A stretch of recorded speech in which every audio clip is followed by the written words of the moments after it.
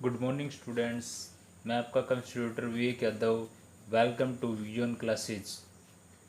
जैसा कि बेटा हमने पीछे इलेक्ट्रोमैग्नेटिक स्पेक्ट्रम को डिस्कस कर चुके थे और हमने उससे पहले वेव नेचर को डिस्कस किया था, इलेक्ट्रोमैग्नेटिक थ्योरी को भी। उस पे बेस कुछ न्यूमेरिकल हैं वो हम डिस्कस करते हैं। जैसे आपके पास न्यूमेरिकल है येलो लाइट emitted from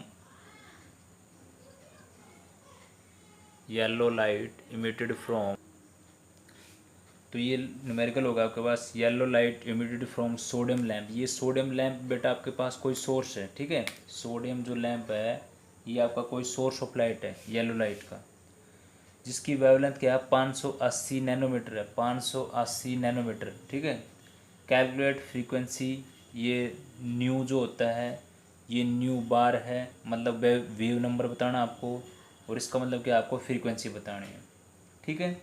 तो सबसे पहले देखो, हमने इसमें आपको फॉर्मूला बताया था कि जो वेव नंबर है, वेव नंबर वो किसका बराबर होता है 1/λ, मतलब वो क्या होता है इसकी इन्वर्सली प्रोपोर्शन होता है। अब मेरे पास वेवलेंथ की वैल्यू है तो ये मैं आसानी से फाइंड आउट कर सकता हूँ। कैसे? मैंने लिख दिया इसके अंदर 1/580। अब क्या करेंगे, इसको हम क्या करेंगे नैनोमीटर से मीटर में कन्वर्ट कर देंगे। 1 नैनोमीटर बराबर होता है 10⁻⁹ मीटर के बराबर, तो मल्टीप्लाई होगा 10⁻⁹ मीटर। तो यहाँ से हमने कैलकुलेट कर लिया अपना कौन वेव नंबर। किसको कैलकुलेट कर लिया? वेव नंबर को कैलकुलेट कर लिया। तो इसको आप सोल्व करोगे तो आ जाएगा 1.72 10⁻6 एम इनवर्स, 10⁻6 है एम इनवर्स, ठीक है। इसको आप सोल्व करोगे तभी आ जाएगा। अब देखो ये किसने पूछा है फ्रीक्वेंसी। अब फ्रीक्वेंसी क्या होती है C/λ। फ्रीक्वेंसी क्या होती है C/λ बेटा। लैम्डा की वैल्यू मेरे पास है, सी कौन है वेलोसिटी ऑफ लाइट, और वेलोसिटी ऑफ लाइट होती है, वेलोसिटी ऑफ लाइट की वैल्यू होती है 3 × 10⁸ मीटर पर सेकेंड, ms-1 वेवलेंथ की वैल्यू हमारे पास है, उसको भी मीटर में लिखेंगे, नैनोमीटर से मीटर में करेंगे तो 10⁻⁹ आ जाएगा आपके पास, ठीक है।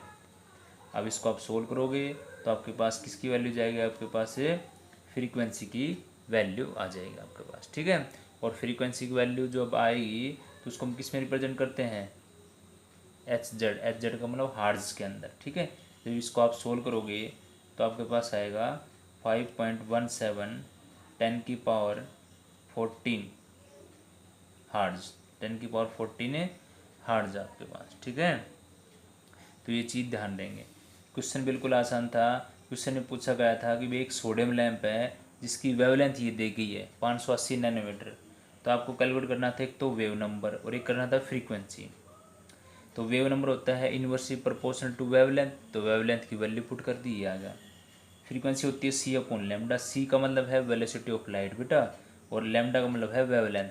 तो मैंने क्या किया, इस वेवलेंथ को मीटर में कन्वर्ट कर दिया कि भी 1 नैनोमीटर बराबर होता है 10⁻⁹ मीटर के बराबर, ठीक है।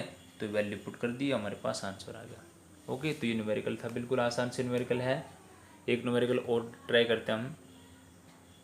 अब नेक्स्ट क्वेश्चन आपके पास है, कैलकुलेट करना आपको वेवलेंथ बेटा। कैलकुलेट क्या करनी है, वेवलेंथ, वेव नंबर और फ्रीक्वेंसी। आपसे दी गई क्या है, of a light whose time period, जिसका टाइम पीरियड ये है, जिसका टाइम पीरियड है ये आपके पास, ठीक है।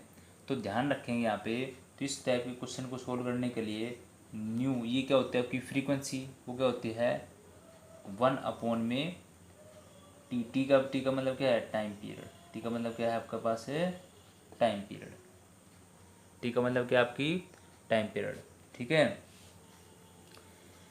अब बस टाइम पीरियड की वैल्यू मेरे पास है, टाइम पीरियड की वैल्यू कितनी है 1/2 इंटू में ये फॉर्मूला ध्यान रखेंगे, फ्रीक्वेंसी इजिकल टू 1/है टाइम पीरियड, ये वैल्यू पुट कर दो 10⁻⁻10, ठीक है।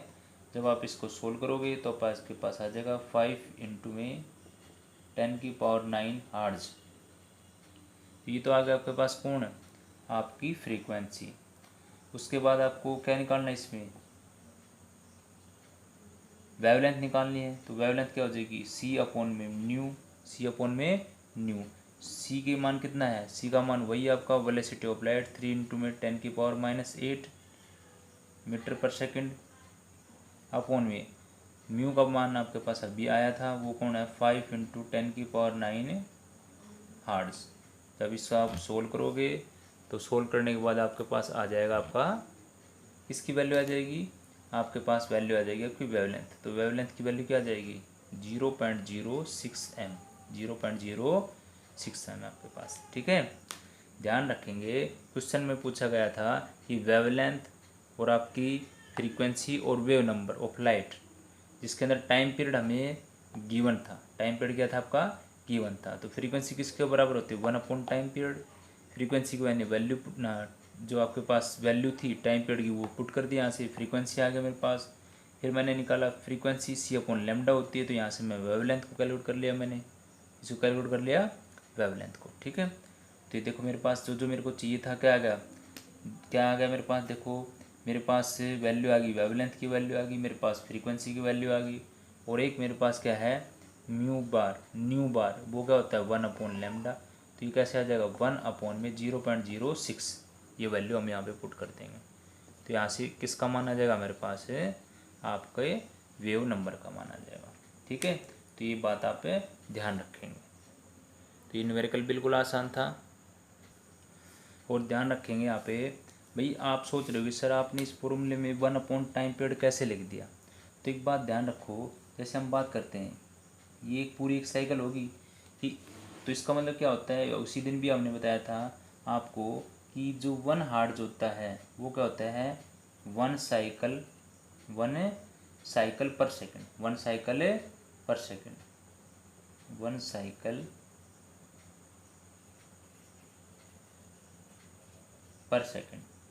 तो सेकंड टाइम नीचे है ना, ठीक है, तो इसलिए हमने लिख दिया 1 साइकिल पर सेकंड। इसका मतलब ये आपके पास 1 हार्ट्ज इज इक्वल टू 1 साइकिल पर सेकंड, 1 साइकिल पर सेकंड। तो हमने क्या कर दिया, यहाँ पे जो टाइम पीरियड था हमारे पास एक साइकिल कंप्लीट होने के लिए, उसने ये भी बताया कि भाई वो जो टाइम पीरियड, उसका टाइम पीरियड ये था आपके पास, ये रहा। तो इसलिए हमने यहाँ पे वैल्यू को पुट कर दिया। ठीक है, तो फिर ये होने के बाद तो फिर ये तो बिल्कुल आसान है आपके पास। ओके, तो इस टाइप के जो भी क्वेश्चन हो उनके अंदर इस टाइप के फॉर्मूले का हम क्या करते हैं यूज करते हैं। ओके, अब हम आज नेक्स्ट एक टॉपिक लेके आए हैं, वो हम डिस्कस करेंगे Planck's quantum theory of radiation, और एक करेंगे फोटो इलेक्ट्रिक इफेक्ट। तो आइए अब हम अपना नेक्स्ट टॉपिक को स्टार्ट करते हैं।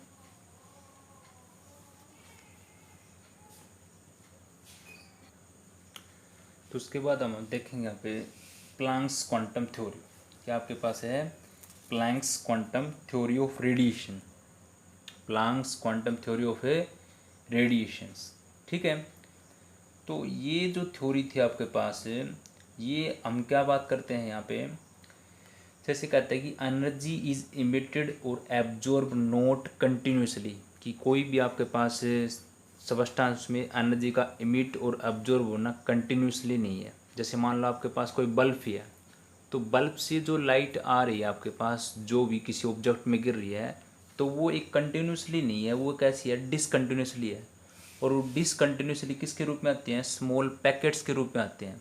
अब आप कह रहे हो कि सर ये बात तो चलो सही है आपकी, बट हम तो देखते हैं लाइट तो एकदम कांस्टेंट से आ रही है, तो वो पैकेट इतनी फास्ट टेंडेंसी से आते हैं कि जो हमारी आइज़ है वो उस चीज़ को डिटेक्ट नहीं कर पाती। तो हमें ऐसे लगता है कि लाइट हमारी कंटिन्यूस है, बट एक्चुअली ऐसा नहीं है, क्योंकि जो लाइट्स है वो किस में आ रही है आपके पास स्मॉल पैकेट्स के रूप में आ रही है। और जो वो ईच पैकेट ऑफ एनर्जी है उसको हम बोलते हैं क्वांटम, उसे बोलते हैं क्वांटम। अगर if energy is transfer in the form of light, अगर हम एनर्जी को ट्रांसफ़र करते हैं किसके रूप में लाइट के रूप में, तो उस टाइम पे उस क्वांटम को क्या बोलते हैं फोटोन बोलते हैं। उस टाइम पे इस क्वांटम क्या बोलते हैं, उस टाइम पे उस क्वांटम को क्या बोलते हैं फोटोन, PH, यहाँ पे PH है ये PHOTON, फोटोन्स। ध्यान रखेंगे जो पैकेट ऑफ एनर्जी उसको क्या बोलते हैं क्वांटम बोलते हैं। और अगर इसी एनर्जी को हम ट्रांसफ़र करते हैं किसके रूप में लाइट के रूप में, तो उन क्वांटम को हम क्या बोलते हैं फोटोन्स बोलते हैं। दूसरा ये बताया गया है कि एनर्जी ऑफ फोटोन है वो क्या क्या होती है, जैसे हमने लिखा भी एनर्जी ऑफ फोटोन है directly proportional to frequency, energy of photon directly proportional to frequency. जब इस प्रोपोर्शनलिटी को हटाते हैं यहाँ पे तो एक कॉन्स्टेंट आता है एच। क्या आता है? एच। इसको बोलते हैं प्लैंक्स कॉन्स्टेंट। इसको क्या बोलते हैं? प्लैंक्स कॉन्स्टेंट बोलते हैं। और इसकी वैल्यू फिक्स होती है आपके पास, क्योंकि कॉन्स्टेंट है उसकी वैल्यू क्या होती है? 6.627 मल्टीप्लाई 10⁻⁻34 जूल सेकेंड। ये प्लैंक्स कांस्टेंट की वैल्यू होती है 6.627 मल्टीप्लाई 10⁻⁻34 जूल सेकेंड आपके पास। ठीक है, ये कब आया है? जब इस प्रोपोर्शनलिटी को हम यहाँ से हटाते हैं। और ये भी अभी आपने पीछे सीखा है, तो हम क्या लिख सकते हैं? एच न्यू की जगह पे क्या लिख सकते हैं? एच न्यू को क्या होता है? सी अपॉन में लेमडा। न्यू क्या होता है? सी अपॉन में लेमडा आपके पास। ठीक है, ये ध्यान रखेंगे आपके पास। या हम इस चीज़ को और भी क्या कर सकते हैं? इसको ऐसे भी लिख सकते हैं एच सी न्यू बार, एच सी न्यू बार। ये भी तो लिख सकते हैं ना, क्योंकि 1/λ क्या होता है आपका? 1/λ है वो क्या होता है आपका? वेव नंबर होता है बेटा। क्या होता है आपका? Wave number. तो ध्यान देंगे यहाँ पे, ये क्या कह रहा है कि भाई सबसे पहली बात इसमें देखो, इस पॉइंट को याद रखेंगे भाई, जो पैकेट ऑफ एनर्जी उसको क्वांटम बोलते हैं। और उसी एनर्जी को हम ट्रांसफ़र करते हैं, किसके रूप में करते हैं? अगर उसी एनर्जी को हम ट्रांसफ़र करते हैं लाइट के रूप में, तो अब उसको क्वांटम ना बोल के उसको हम बोलते हैं फोटोन। और वो जो फोटोन है, एनर्जी ऑफ फोटोन है, वो किसके डायरेक्टली प्रोपोर्शनल होता है? फ्रीक्वेंसी के। अब प्रोपोर्शनलिटी को यहाँ से हटाते हैं तो यहाँ पे अगर एच क्या आपका कांस्टेंट है, और कांस्टेंट की वैल्यू कितनी है? 6.627 10⁻⁻34 जूल सेकेंड आपके पास। ठीक है, दूसरा प्लैंक्स क्वांटम थ्योरी क्या करती है? Energy is transfer in the form of integral. Energies transform in the form of integral. Integral का मतलब क्या है? इस फॉर्मूले के अंदर जो E = h न्यू है, इसका क्या आ जाएगा? n आ जाएगा। इंटीग्रल मल्टीपल ऑफ फोटोन होता है। अब ये हो सकता है भाई, वो किसी के अंदर n का वैल्यू मतलब जो आपके पास है वो 1 हो सकती है, किसी में 2 हो सकती है, किसी में 3 हो सकती है। ठीक है, तो अभी हम बताएंगे इसी के अंदर ये क्या आएगा आगे नेक्स्ट में। तो पहले यहाँ तक के हमने क्या सीखा है कि ये बता रहा था भाई, प्लैंक्स क्वांटम थ्योरी ये कहती है जो एनर्जी जो आपके पास है वो ना तो इमिट और अब्जॉर्ब कंटिन्यूसली नहीं होती, वो किसके रूप में होती है? डिसकंटिन्यूसली होती है। किसके रूप में? स्मॉल पैकेट के रूप में। उन पैकेट को हम बोलते हैं क्वांटम। अगर उसको लाइट के रूप में बोलें तो बोलेंगे फोटोन। दूसरा, जो एनर्जी है वो किसके डायरेक्टली प्रोपोर्शनल होती है? फ्रीक्वेंसी के। तब प्रोपोर्शनलिटी को आते हैं तो हटाते हैं तो क्या आता है? प्रोपोर्शनलिटी कांस्टेंट आपके पास आता है। ठीक है, और ये आपके पास पॉइंट है, energy is transfer in the form of integral multiple of photon. Integral multiple of photon, इसका मतलब ये है E = NH new. E = NH new. आपके पास n की वैल्यू जो आपके पास है वो 1 हो सकती है, 2 हो सकती है, 3 एंड सो ऑन। ठीक है, कि भाई यहाँ पे नंबर ऑफ इलेक्ट्रॉन्स आपके पास 1 2 3 4 5 कितने भी हो सकते हैं। तो n की वैल्यू 1 2 3 आप इसमें पुट कर सकते हो। आगे का फॉर्मूला बिल्कुल वही सेम रहेगा आपके पास। ठीक है, तो इस फिनोमेना क्या बोलते हैं? इस इंटीग्रल मल्टीपल ऑफ फोटोन बोल कि भाई जो energy transfer in the form of integral multiple of photon है, इसी प्रोसेस बोलते हैं क्वांटाइजेशन।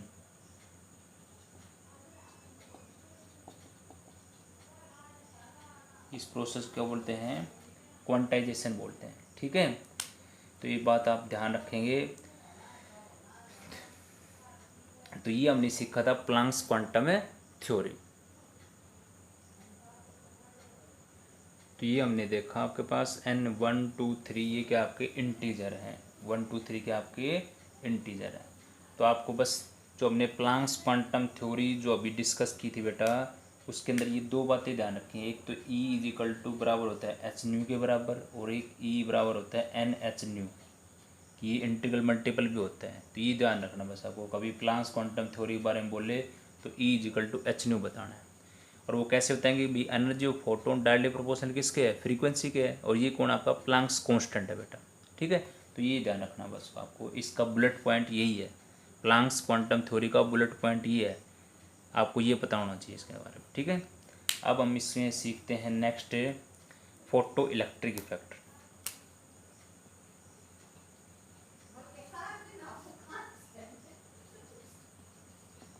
नेक्स्ट हमारे पास है फोटो इलेक्ट्रिक इफेक्ट आपके पास। अब फोटो इलेक्ट्रिक इफेक्ट क्या है? एक ऐसा फिनोमेना है, जैसे मान लो ये आपके पास ये कोई मेटल का सरफेस है। इस मेटल के सरफेस पे सर इंसिडेंट लाइट्स, जो इंसिडेंट लाइट है, ये इंसिडेंट लाइट कहाँ करेगी, स्ट्राइक करेगी इस मेटल की सरफेस से, और यहाँ से इलेक्ट्रॉन का इजेक्ट होना, यहाँ से इलेक्ट्रॉन क्या होना, इजेक्ट होना, इसी फिनोमेना को बोलते हैं फोटो इलेक्ट्रिक इफेक्ट। क्या बोलते हैं इसको, photo electric. The phenomena ejection of electron from the surface of metal when radiation stable frequency, कुछ स्टेबल फ्रीक्वेंसी की रेडिएशन जैसे इस मेटल सरफेस से स्ट्राइक करती है तो इलेक्ट्रॉन को इजेक्ट होते हैं। अब ये होता है कि कुछ मेटल से इलेक्ट्रॉन आसानी से निकल जाता है, कुछ मेटल से इलेक्ट्रॉन निकलने में थोड़ा मतलब क्या होता है, उसके अंदर हमें ज़्यादा फ्रीक्वेंसी की ज़रूरत पड़ती है। अब वो क्यों पड़ती है, उस पर डिपेंड करती है कि भाई जो हमने यहाँ पे मेटल ली है उस मेटल के अंदर बाइंडिंग एनर्जी कैसी है। बाइंडिंग एनर्जी का मतलब उसके अंदर न्यूक्लियस और इलेक्ट्रॉन के बीच में अट्रैक्शन कैसा है।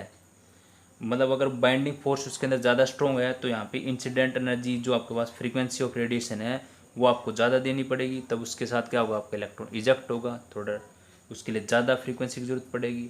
अगर मान लो जैसे वही बात है, जैसे मैंने मान लो ले लिया सीजियम, अब सीजियम क्या आपका सीजियम अल्कली, क्यों ना आपके पास अल्कली मेटल है, और अल्कली मेटल की क्या होती है, लो आयनेशन एंथैल्पी होती है, मतलब इसके अंदर नॉर्मली विजिबल लाइट से ही, जो विजिबल लाइट है उसी से ही आसानी से इलेक्ट्रॉन इसके सरफेस मेटल सरफेस से इजेक्ट हो जाएगा।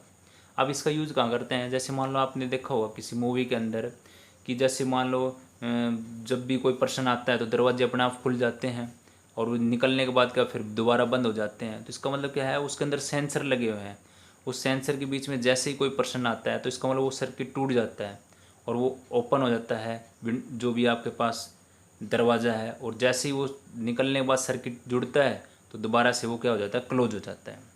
तो इसका मतलब सीधा सही है कि फोटो इलेक्ट्रिक इफेक्ट का एक वो फिनोमेना है जो इजेक्ट करता है इलेक्ट्रॉन को, कब, जब उस पर stable frequency of light strike होती है उसकी मेटल सरफेस पे।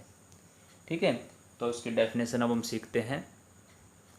तो हमारे पास डेफिनेशन वही है जो मैंने बताई थी आपको, the phenomena of ejection of electron, मतलब इलेक्ट्रॉन को इजेक्ट करना कहाँ से, द सरफेस ऑफ मेटल, कब, when radiation of stable frequency, कुछ स्टेबल फ्रीक्वेंसी की, मतलब जो यहाँ पे फ्रीक्वेंसी जो है, ये जो फ्रीक्वेंसी ऑफ इंसिडेंट लाइट जो हम इस पर डाल रहे हैं, मतलब उसकी एनर्जी ज़्यादा होनी चाहिए इसकी बाइंडिंग एनर्जी से, तभी इससे इलेक्ट्रॉन इजेक्ट होगा। क्योंकि आपने जो फ्रीक्वेंसी ऑफ लाइट अगर मान लो कमज़ोर दी इसकी बाइंडिंग एनर्जी से, जो मेटल सरफेस की बाइंडिंग एनर्जी है उससे कम दी, तो इलेक्ट्रॉन इजेक्ट ही नहीं होगा।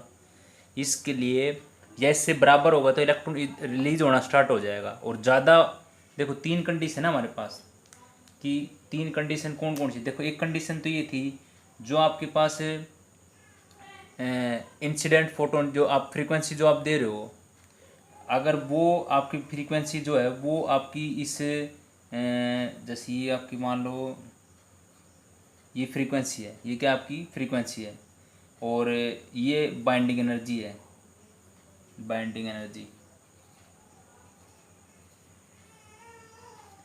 अगर ये फ्रीक्वेंसी ऑफ इंसिडेंट ऑफ जो आपकी फ्रीक्वेंसी ऑफ लाइट है वो कमज़ोर है, किससे, binding energy of metal surface, तो इलेक्ट्रॉन इजेक्ट नहीं होगा। अगर बराबर है तो इलेक्ट्रॉन रिलीज स्टार्ट हो जाएगा।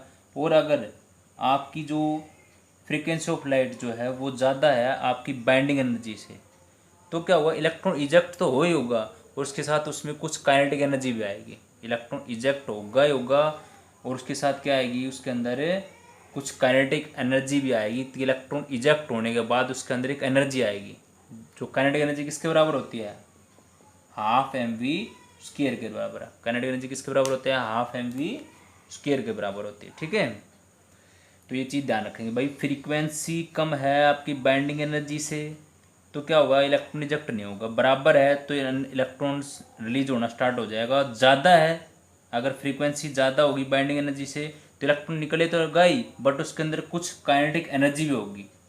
ठीक है, तो ये बातें ध्यान रखेंगे इसके अंदर। दूसरा, जब फोटो इलेक्ट्रिक आप पढ़ते हो ना तो इसके अंदर एक तो 2 ग्राफ हैं, ये 2 ग्राफ को आप माइंड के अंदर रखना। इन दोनों ग्राफ की बातें ध्यान बताते हैं आपको। ये 2 ग्राफ है, ठीक है। इस साइड में आपके पास है इंटेंसिटी ऑफ लाइट और ये आपकी है फ्रीक्वेंसी, और इस साइड में है kinetic energy of electron. Kinetic energy of, ये दिखाई दे रहा है आपको इधर, ये बार यहाँ देखें, ये रहा काइनेटिक एनर्जी ऑफ इलेक्ट्रॉन, और इधर भी क्या आपके पास काइनेटिक एनर्जी ऑफ इलेक्ट्रॉन आपके पास, ठीक है, काइनेटिक एनर्जी ऑफ इलेक्ट्रॉन। अब देखो बेटा, इस साइड में काइनेटिक एनर्जी ऑफ इलेक्ट्रॉन ये फ्रीक्वेंसी है, ये काइनेटिक एनर्जी और इंटेंसिटी है। तो दो ग्राफ के अंदर मतलब क्या है, ये ग्राफ आपके पास ऐसे आएगा, देखो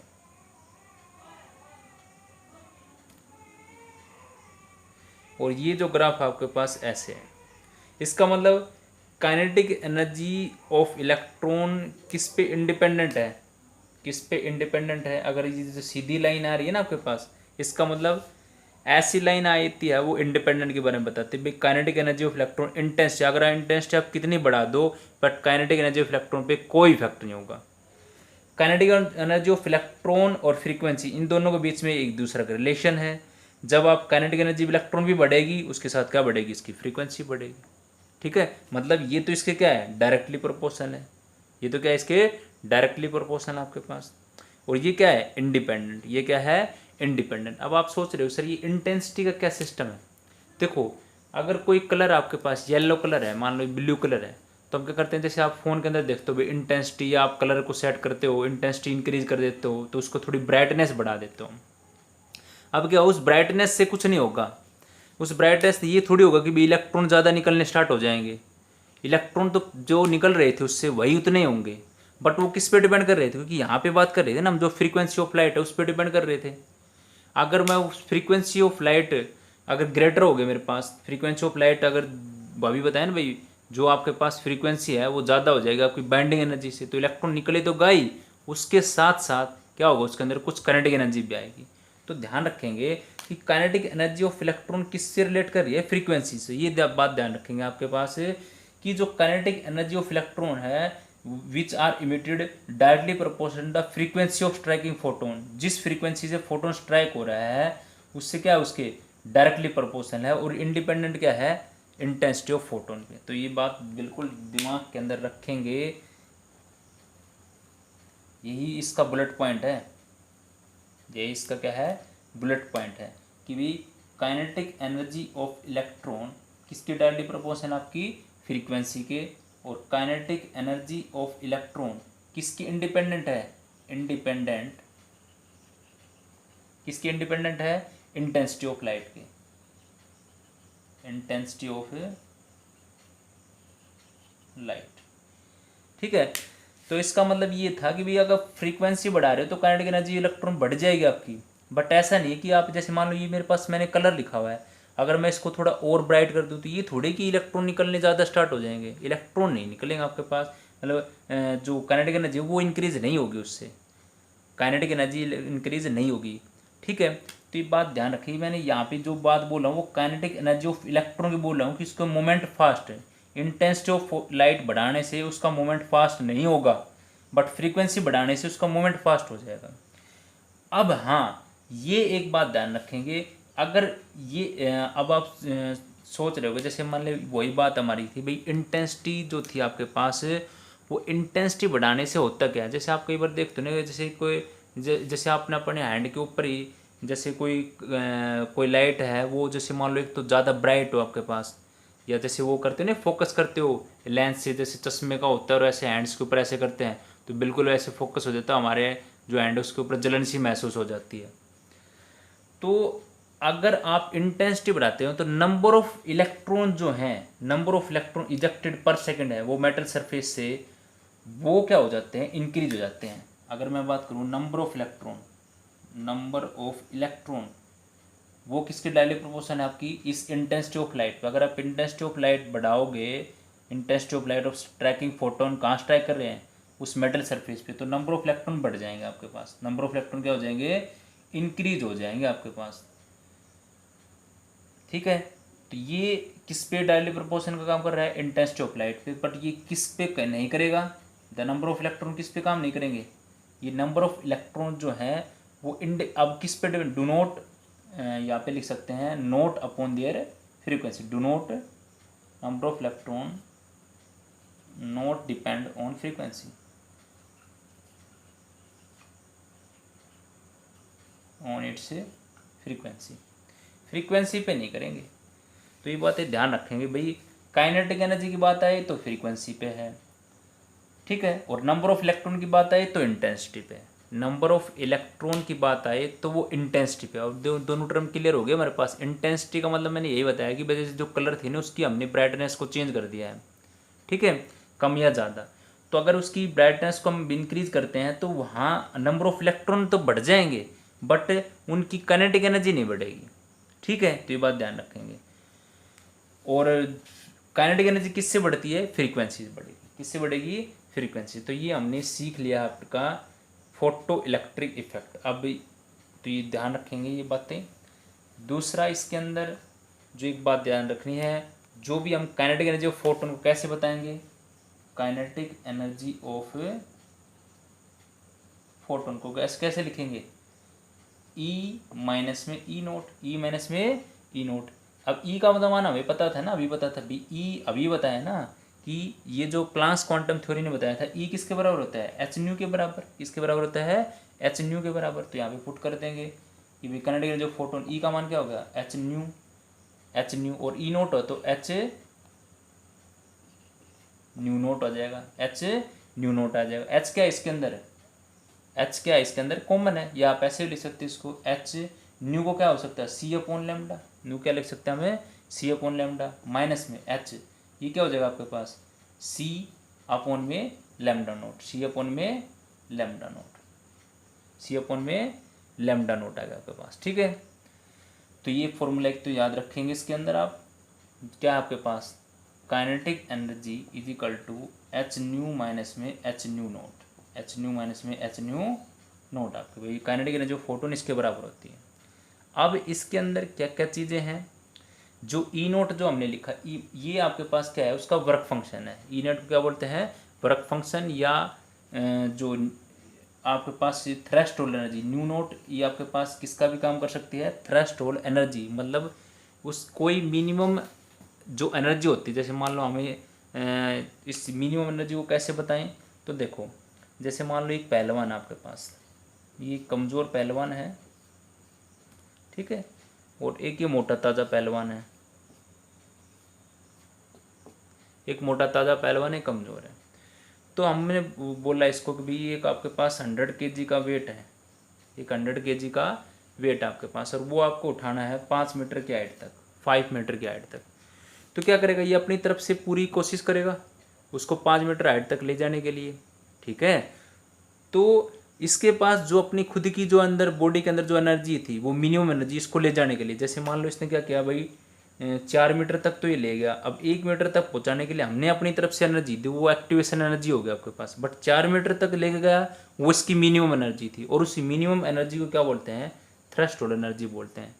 वो किसी न सभी हर एक सबस्टांस के पास होती है। जैसे ये मोटा ताज़ा आपके पास, ये क्या करेगा? मान लो ये 4.5 मीटर तक ले गया, बट ये भी पूरा 5 तक नहीं ले जा पाया, तो इसका मतलब 4.5 जो थी वो क्या है? इसकी थ्रेशोल्ड एनर्जी है, जो क्या है? इसकी मिनिमम एनर्जी है, ठीक है। तो ये ध्यान रखेंगे। तो उसको, या इस पूरे को पूरे एच न्यू नोट को हम किसके बराबर भी लिख सकते हैं? वर्क फंक्शन के बराबर। किसके बराबर लिख सकते हैं? वर्क फंक्शन के बराबर, ठीक है, वर्क फंक्शन। तो देखो यहाँ पे एक वैल्यू और भी आ सकती है। देखो यहाँ से ये ध्यान रखें, ये एच न्यू कौन आपका? Energy of incident light, energy of incident light. अगर मान लो ये निकालना, आपको एच न्यू निकालना हो, तो क्या हो जाएगा? ये माइनस इधर क्या हो जाएगा? प्लस हो जाएगा। तो ये हो जाएगा काइनेटिक एनर्जी प्लस में एच न्यू नोट। और ये एच न्यू नोट किसका काम कर रहा है? आपका एच न्यू नोट काम कर रहा है वर्क फंक्शन का। किसका काम कर रहा है? वर्क फंक्शन का। ये वर्क फंक्शन है और ये काइनेटिक एनर्जी ऑफ इलेक्ट्रॉन है। तो इसका मतलब energy of incident light is equal to kinetic energy plus में work function, kinetic energy plus में वर्क फंक्शन आपके पास। तो ये चीज़ ध्यान रखेंगे आप, ओके। तो ये बातें ध्यान रखेंगे बिल्कुल माइंड के अंदर। जो न्यू नोट था वो हमारे पास थ्रेशोल्ड फ्रीक्वेंसी थी आपकी। ये क्या थी? Threshold frequency. और इस थ्रेशोल्ड, जब इसको हम थ्रेशोल्ड एनर्जी बोलते हैं, तो वो क्या बोल सकते हैं उसको? थ्रेशोल्ड एनर्जी के रूप में बोलें तो क्या काम करेगी? वर्क फंक्शन के रूप में काम करेगी, जिसका मान है एच न्यू नोट। तो अब याद रखेंगे कि काइनेटिक एनर्जी ऑफ फोटोन वो ई माइनस में ई नो नोट, ई नोट है, ई का मान एच न्यू है, ई नोट का मान एच न्यू नोट है। एनर्जी प्लांक्स क्वांटम थ्योरी से अभी हमने सीखा था, ई किसके बराबर होता है भाई, एनर्जी है वो किसके डायरेक्टली प्रोपोर्शनल होती है। अगर हम energy in term of photon की बात करें, इन टर्म ऑफ लाइट में, तो किसके बराबर होती है, डायरेक्टली प्रोपोर्शनल फ्रीक्वेंसी के। तो हमारे पास ये टर्म आ गई और ये टर्म आ गई, दोनों की वैल्यू पुट कर दी, क्योंकि फ्रीक्वेंसी जो होती है वो होती है सी अपॉन लैम्डा होती है, वो मैंने वैल्यू पुट कर दी, तो यहाँ पे वैल्यू पुट कर दिया आपके पास। फिर हमने ये देखा कि kinetic energy equal to H nu minus में एच न्यू नोट। अब यहाँ से मेरे को एच न्यू जो है ये क्या है, ये है एनर्जी ऑफ इंसिडेंट लाइट। इसको अगर निकालना हो तो उसमें क्या हो जाएगा, काइनेटिक एनर्जी में क्या इसका सम हो जाएगा आपके वर्क फंक्शन का। काइनेटिक एनर्जी किसका सम हो जाएगा आपके पास, वर्क फंक्शन। ये क्यों भाई, हम जो बात बोल रहे हैं कि energy of incident light work function plus kinetic energy, क्योंकि जब आप ये इंसिडेंट ऑफ लाइट जब गिरेगी इसके ऊपर, तो इसका मतलब उस बाइंडिंग एनर्जी से, बाइंडिंग जो एनर्जी थी उस मेटल सरफेस के साथ कुछ ना कुछ वर्क करेगी ना, और वर्क करने के बाद ही उसके अंदर क्या आएगा, काइनेटिक एनर्जी आएगी। वर्क करने के बाद जो इलेक्ट्रॉन इजेक्ट होगा उसी के अंदर क्या आएगी, काइनेटिक एनर्जी आएगी आपके पास। ठीक है, तो ये हमने सीख लिया है फोटो इलेक्ट्रिक इफेक्ट को। ठीक है, अब हम नेक्स्ट करते हैं, एक छोटा डेफिनेशन आपके पास इसी में है, पर मेन इसके अंदर ये आपके पास आएगा बोर एटॉमिक मॉडल। तो देखो बेटा, अब हम यहाँ पे ये एक इम्पोर्टेंट मॉडल है बोर एटॉमिक मॉडल। जैसे कि मैंने पीछे काफ़ी मॉडल को डिस्कस किया था, थॉमसन मॉडल था, रदरफोर्ड मॉडल था, अल्फा स्कैटरिंग एक्सपेरिमेंट था। बोर मॉडल जो डेवलप किया गया था वो मेनली डिपेंड था वन इलेक्ट्रॉन स्पीसीज़, और वन इलेक्ट्रॉन स्पीसीज़ हमारे पास कौन है आपका, हाइड्रोजन ही है। कौन आपका, हाइड्रोजन। मतलब ये था कि भाई अगर बोर मॉडल आप किसी पे अप्लाई करो तो उस अप्लाई करने का मतलब क्या आता है, उसको वन इलेक्ट्रॉन स्पीसीज़ के लिए अप्लीकेबल होगा वो। ठीक है, तो यही बताया गया कि bore develop a model of hydrogen atom and hydrogen like particle. और हाइड्रोजन लाइक पार्टिकल हो सकते हैं कैसे भाई, देखो मान लो मैंने लिख रखा है He2+ आपके पास, तो क्या लिख दिया, हीलियम में 2+ लिख दिया आपके पास। 2+ में तो दोनों चले जाएंगे आपके पास, हीलियम 1+ लिखो यहाँ पे, क्योंकि दो तो थे, दो चले गए, फिर बचा क्या, हीलियम 1+ लिखा हमने, क्योंकि हीलियम का कितना है 2He4 ऐसे होता है ना, ये नीचे वाला एटॉमिक नंबर, ये वाला क्या होता है मास नंबर बेटा। अब He+ का मतलब एक इलेक्ट्रॉन कम का मतलब एक इलेक्ट्रॉन तो बच गया ना इसके अंदर, दो में से एक गया, कितना बच गया, एक। तो इसका मतलब ये भी कैसा है, हाइड्रोजन लाइक स्पीसीज बच गया। उसी तरह अगर हम बात करें लिथियम के अंदर कितना 3 6। अब 3 का मतलब लिथियम 2+ का मतलब क्या है, लिथियम 2+ का मतलब जो 3 थे उसमें से 2 चले जाएगा, तो कितना बच गया, एक इलेक्ट्रॉन तो बच गया ना। इसका मतलब ये भी कैसा है, ये भी आपके पास क्या है, वन इलेक्ट्रॉन स्पीसीज। बेरिलियम है, वो भी क्या आपका वन इलेक्ट्रॉन स्पीसीज है। बेरिलियम जो है Be का मतलब है बेरिलियम, ये भी कैसा आपके पास है, वन इलेक्ट्रॉन स्पीसीज आपके पास है। तो कहता है कि बोर मॉडल जो मेनली जो किया गया था वो वन इलेक्ट्रॉन स्पीसीज के लिए था। अब इसके अंदर कुछ बातें बताई गई थी इसके अंदर, कि बोर मॉडल ने सारी बातें बिल्कुल खोल के कर दी थी 1 बाय 1 करके। उसने ये बोला गया भाई, जैसे वहाँ ऐसे लिखते हैं प्लस, ये हमने लिख दिया, और फिर यहाँ पे हमने ऐसे लिखा दिया कि ये बोला कि भाई प्रोटॉन जो हैं वो कहाँ प्रेजेंट होगा, इनसाइड द न्यूक्लियस, न्यूक्लियस के अंदर होगा। और electrons are in extra nuclear part, मतलब इलेक्ट्रॉन अगर मिलेगा तो बाहर मिलेगा, और प्रोटॉन है वो कहाँ मिलेगा, आपका न्यूक्लियस में मिलेगा। और ये भी कन्फर्म हो गया था हमारे पास कि जो न्यूक्लियस उसके अंदर क्या होते हैं, न्यूक्लियस जो आपका है, न्यूक्लियस के अंदर क्या मिलेंगे, प्रोटॉन और न्यूट्रॉन।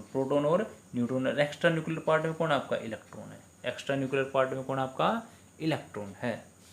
दूसरा ये भी बताएगा भाई electron revolve around the nucleus. अगर जो ये इलेक्ट्रॉन है आपका, ये वाला इलेक्ट्रॉन जो है वो रिवॉल्व करता है किसके अराउंड है, इस न्यूक्लियस के अराउंड, तो वो एक स्पेसिफिक सर्कुलर पाथ में करेगा, स्पेसिफिक सर्कुलर पाथ। और इस सर्कुलर पाथ जो हमने बना रखा है इसको बोलते हैं बेटा ऑर्बिट, या इसका एक नाम और है, इसको बोलते हैं सेल।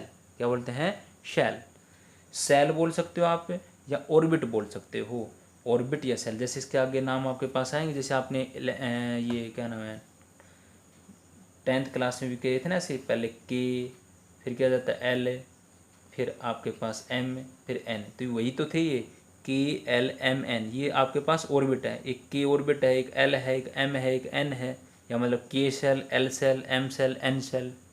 ठीक है, तो ये बातें इसने बताई थी। तो आई थिंक फिर ये इसकी कुछ जो बातें बच गई हैं बोर एटॉमिक मॉडल की वो हम नेक्स्ट टाइम जब डिस्कस करेंगे तब आपको बता देंगे। ये दोनों पॉइंट तो आपको क्लियर हो चुके हैं कि bore atomic model 1 electron species के लिए था। प्रोटॉन का प्रेजेंट है न्यूक्लियस में, एक्स्ट्रा न्यूक्लियर पार्ट में आपका इलेक्ट्रॉन है बेटा, और इलेक्ट्रॉन जहाँ रिवॉल्व करता है इन स्पेसिफिक सर्कुलर पाथ के अंदर उनको बोलते हैं ऑर्बिट या उनको बोलते हैं शेल। ठीक है, तो यहाँ तक का आपका रिवाइज करना आपको। आज जो हमने सीखा है उसके अंदर दो बातें सीखी हैं। एक तो प्लांक्स क्वांटम थ्योरी में ई किसके बराबर है, एच न्यू के बराबर होता है। एक फोटो इलेक्ट्रिक इफेक्ट है जिसमें इलेक्ट्रॉन इजेक्ट होता है किसी मेटल सरफेस से जब सर्टेन फ्रीक्वेंसी ऑफ लाइट उससे स्ट्राइक होती है। और उसको भी हमने देखा काइनेटिक एनर्जी जो फोटोन है वो बराबर होते हैं एच न्यू माइनस में एच न्यू नोट। और kinetic energy energy of incident light बराबर होते हैं काइनेटिक एनर्जी प्लस में वर्क फंक्शन, प्लस में आपका वर्क फंक्शन। और ये सीखा है तो इनको जो भी है वीडियो उसको बार बार बेटा कोई चीज़ समझना है तो उसको बार बार रिवाइज करें और देखें उसको और कंप्लीट काम करें। Thank you.